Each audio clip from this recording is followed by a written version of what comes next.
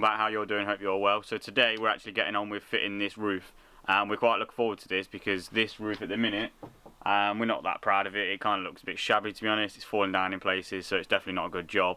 We're going to replace that with some wood cladding. We got it yesterday, as you've probably seen. It's not bad priced either, to be fair. For all the wood we got, I think it was about £24 or something like that, so it was cheaper than B&Q as well. So it's not that much of an expensive replacement really, and I think it'll add a lot more to the actual van. It'll make it look smarter and stuff.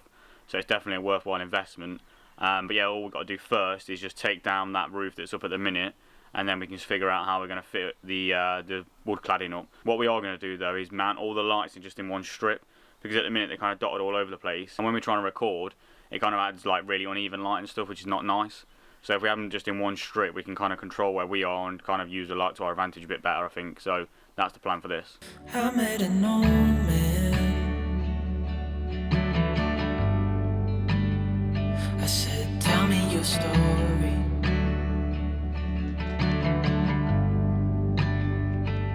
He took out a notepad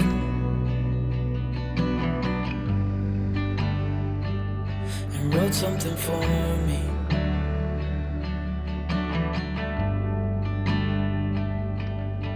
Then he kept walking on down the road,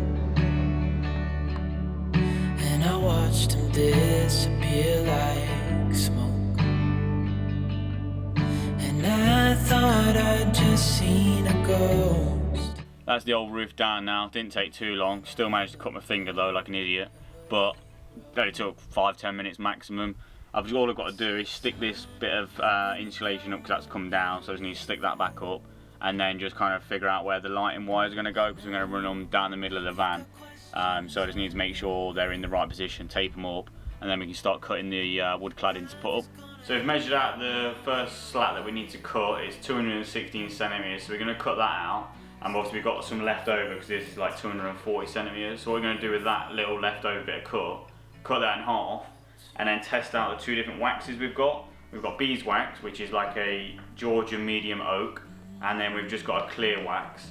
We're probably going to go with clear, we think, but we're going to test both of them and then see which one looks better, and then kind of make a decision on the rest of the van from these two. Searching for glory.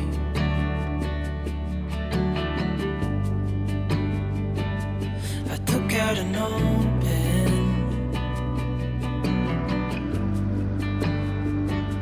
and wrote in my story.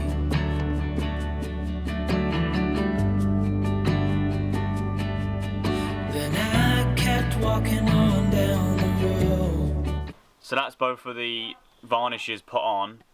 We're going to go with the beeswax one because we think it looks better than just standard clear.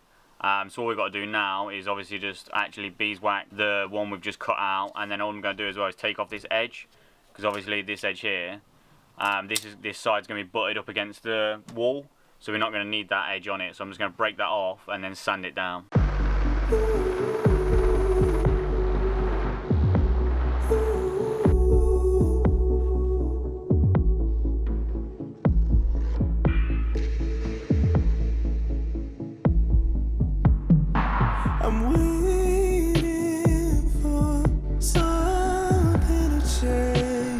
It's all up now. It weren't too bad to do. There's a few little bits that was a bit more complicated than others, but the rest of it was kind of just cut to the length of the van and then just feed them into one another and then just screw it into the roof.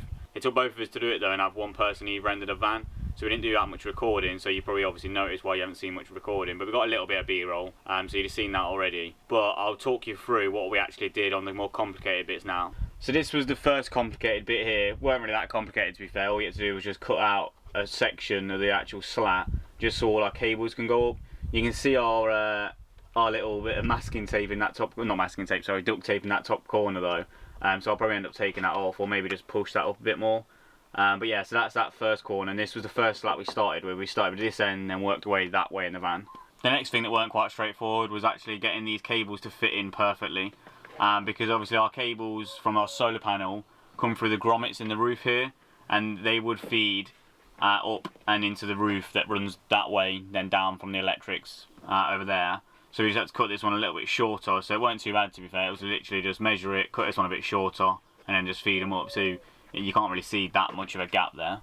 So then the next thing, which is kind of probably the best thing about the whole roof to be fair, is fitting the lights. We've got the lights in a strip now, so they're all evenly spaced out and they just come straight down the middle of the van, which kind of works out better because before the lighting was very tricky to record in, because obviously you'd have a light here and a light over there and there was kind of mix and match and stuff, and it just didn't really work out to be fair. And we had a light over the cooker, which at the time of fitting it we thought was good because obviously we'd have light looking into the pan when we're cooking, but obviously you get a lot of steam when you're cooking and that's going all over the light, which probably isn't that good either for that. So we've just gone for a strip straight down the middle, evenly split as well, so it's just in the walkway.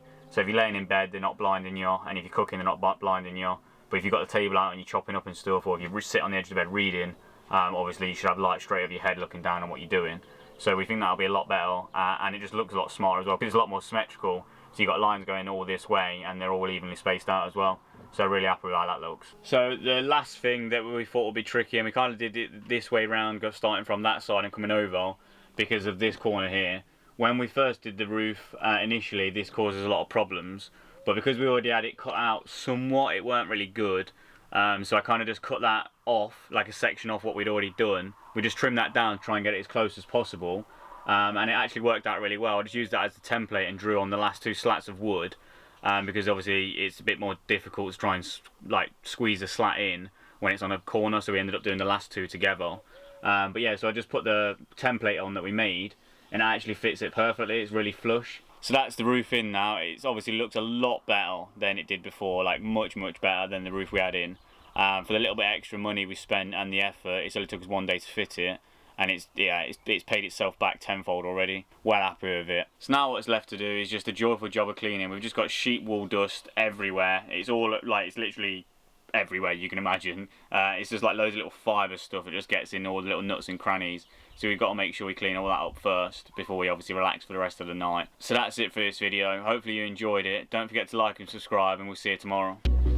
'Cause when I'm not here, it's like I'm flying.